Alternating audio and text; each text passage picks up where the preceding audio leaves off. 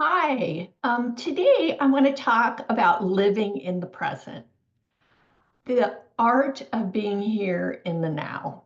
And this is part one. There's going to be a second video, and I hate to do two parts because it's like then you got to go look for the second one. But I think it's going to be worth it because it's really important that all of us learn to live in the here and now. So here's part one. Living in the present or mindfulness has been a profoundly transformative journey for me. It's shown me how to fully engage in the present moment, free from the chains of the past regrets that I've had and worrying about the future. This practice, embedded in my spiritual and my philosophical traditions, has taught me that I can find happiness and peace right here in the here and now. For years, I found myself trapped in worry, regret, guilt, and sadness in my mind.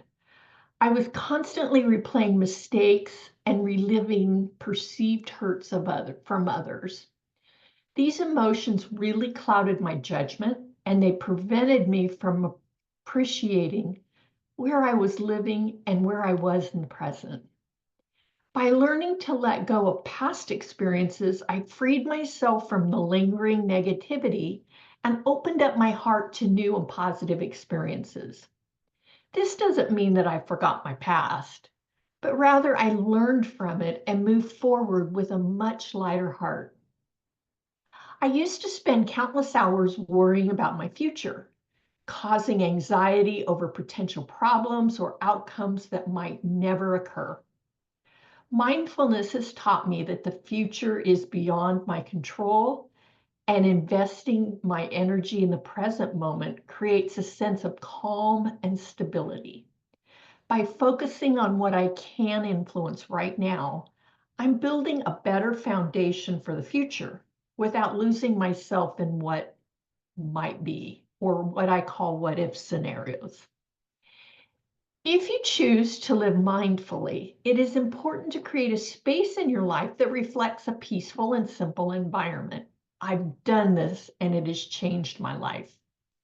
You might be rolling your eyes right now, believing that's impossible in your life because your life may feel chaotic or out of control. But I promise you it isn't. This mindful space is not just physical, but it's also mental and emotional. In my physical space, I keep things clutter-free and a warm atmosphere. My home reflects a very welcoming presence and ease of moving around throughout. I've lots of light, candles, and comfortable chairs. In my office, I don't use the fluorescent lights, but I've installed softer lighting in the form of lamps. For my mental and emotional space, I've created practices of prayer, meditation, deep breathing, and affirmations.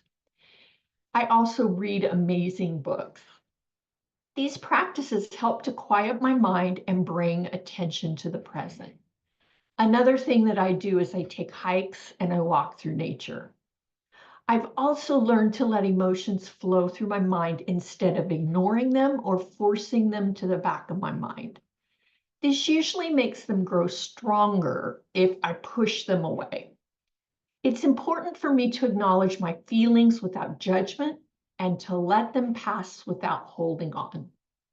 This balancing of mind and heart creates a calmer state of being, and I respond much less impulsively to people and to things that happen outside.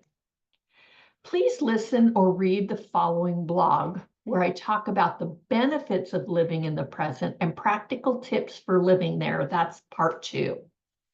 Please go to my website at mammothedge.com and complete the life assessment form if you want to talk about living in the present in a mindful space. I'd love to talk with you more about moving your life from chaos or feeling out of control to a more peaceful present. Thank you.